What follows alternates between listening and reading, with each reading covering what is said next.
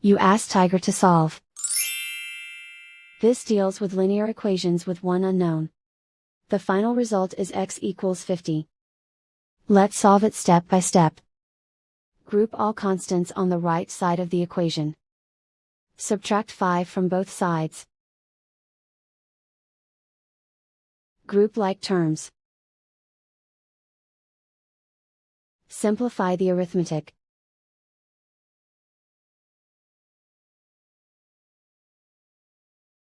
Isolate the x. Multiply both sides by 2.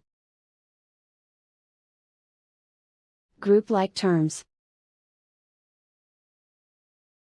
Multiply the coefficients.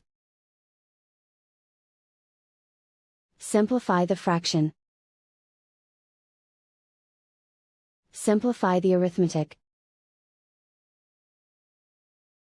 And so the final result is x equals 50.